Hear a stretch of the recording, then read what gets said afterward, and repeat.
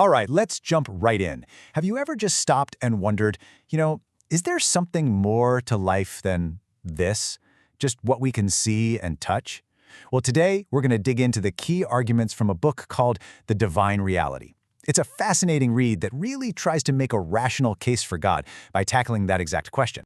So what's interesting is that the book doesn't start with some super abstract, heavy philosophy. Nope. It starts with a question I think every single one of us has asked at some point, probably in a really personal way. What are we all really looking for? What does it actually mean to be happy? I mean, think about it.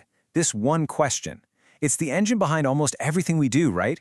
The careers we chase, the people we love, it all comes back to this search. But if you really, really press pause for a second, what are you actually chasing? Okay, to get us thinking about this, the author lays out a really cool thought experiment. It's called the plane journey. Just try to picture this for a minute. So you wake up and you're on this incredibly luxurious plane. We're talking first class, the best food, all the entertainment you could want, total comfort. But here's the catch. You have zero memory of how you got on board. You don't know who put you there, and you have no idea where you're going. So even with all that luxury, you're hit with these just deeply unsettling questions. So can you actually kick back, enjoy the movies, eat the fancy food, and call that real, meaningful happiness? The book's argument is probably not. Because without answers to the big questions, where did I come from and where am I going? All those nice things are just distractions, right? They're covering up a much deeper sense of unease. And that whole search for meaning, it naturally bumps up against a huge question. What if there is no inherent purpose? What if this is all there is? And the book doesn't shy away from this. It dives right into the implications of what's called atheistic naturalism. Basically, the idea that the physical, material world is the only thing that's real. Now, to really get you thinking about the consequences of that worldview, the book throws out a pretty provocative comparison. It says, look, from a strictly naturalistic perspective, what's the real difference between smashing a chocolate bunny and, well, smashing a person? I know it sounds extreme, but if everything is just a complex arrangement of matter, where does our deep-seated feeling of inherent human value actually come from? It's a tough question, and it's designed to make you really examine what you believe. Okay, so if we're not just cosmic accidents, if there's something more going on, what's the alternative? Well, this is where the book brings in one of the most classic and honestly one of the most intuitive arguments for God's existence, the argument from design. And to make this super simple to grasp, the author uses a great little analogy. Imagine you walk into your kitchen one morning, and there on your toast, someone has written, "I love you," perfectly in chocolate spread. So what's your first thought? Are you going to think, wow, what a coincidence, the chocolate just fell into that pattern by chance? Of course not. You'd instantly and rationally know that an intelligent mind, someone who loves you, wrote that message on purpose.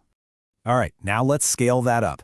Take that same simple logic from the toast and apply it to the entire universe. The book highlights something that physicists talk about all the time, the fine-tuning of the cosmos. The basic idea is that the fundamental laws of nature, things like gravity, electromagnetism, they are balanced on an absolute knife's edge. If you were to tweak any of them just a tiny, tiny bit, you wouldn't get stars, you wouldn't get planets, you wouldn't get life at all. So this mind-boggling precision kind of leaves us with three options, right? Was it just a random fluke? Was it some kind of physical necessity, like it had to be this way? Or was it design? The argument here is that, just like that message on your toast, design is by far the most logical and intuitive explanation for all this cosmic order. But wait, you might be thinking, well, of course the universe is perfect for us. If it wasn't, we wouldn't be here to notice.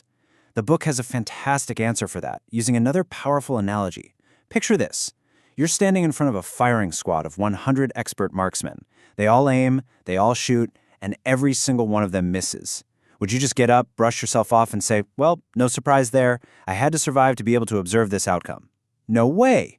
You'd be on the ground, shaking and demanding to know why they all missed. The sheer improbability of it all screams for a deeper explanation.